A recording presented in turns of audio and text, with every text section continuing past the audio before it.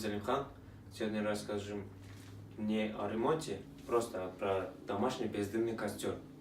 Дмитрий, расскажите, пожалуйста, как это работает? Здравствуйте! Начнем мы со шланга, идущего из комнаты от самого костра до источника газа. Почему он называется бездымный? Потому что будет работать на газу. То есть никакого дыма и запаха. Для этого снимаем конфорку. Вы не смотрите, что у меня тут фольга. Это сделано специально для удобства. Потому что когда я готовлю, иногда суп убежит или что-то другое убежать может. Это просто сворачивается, выкидывается, а плита остается идеально чистой. Это просто удобно. Так вот, шланг я креплю по-своему через терку, чтобы он не заламывался, а находился вертикально. У меня здесь выход газа. Так получилось, что идеально совпадает с этим шлангом. И не травит, и никакого запаха нету при использовании. Он у меня плотно надевается, но если у кого-то это будет не так, вы можете использовать хомут, чтобы быть уверенным в том, что газ не выходит. Ну и по запаху вы, в принципе, сможете это почувствовать. Вот. Это часть первая. Потом мы включаем газ и идем в комнату.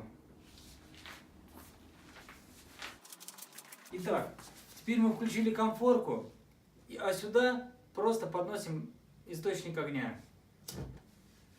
И вот он. Это тот же самый шланг, что вы видели на кухне. Он идет через стену прямо в комнату. Как устроен костер?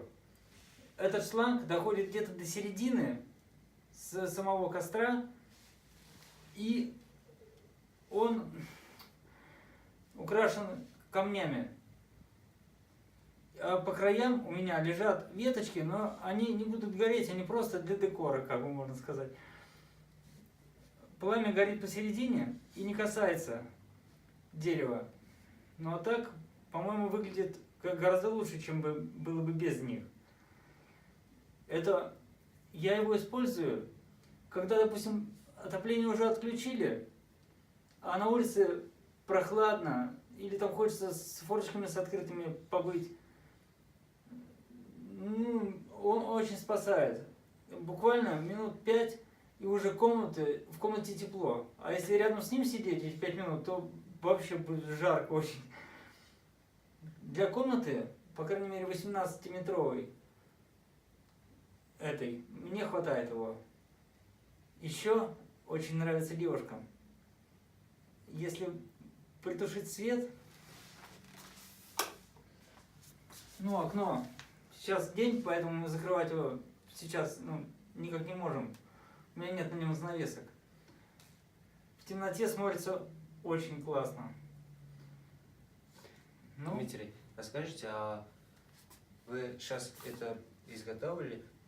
Может загореться там, нагреться внизу или нет? Нет, это у меня взято поднос взят железный, и просто провод туда заходит, шланг, и завален камнями, и я проверял, я максимум держал его часа 3-4, включенным, зажженным.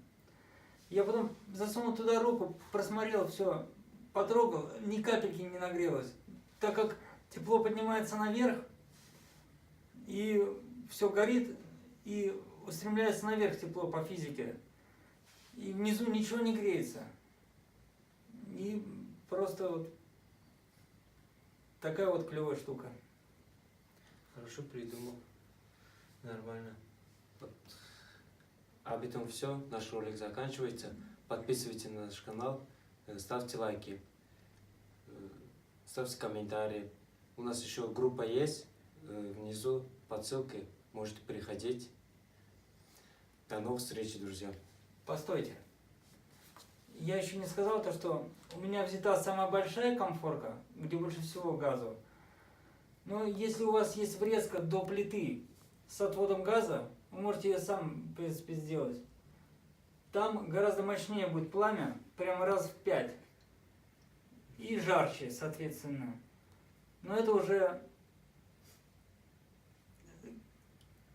Кто как хочет, так и дрочит.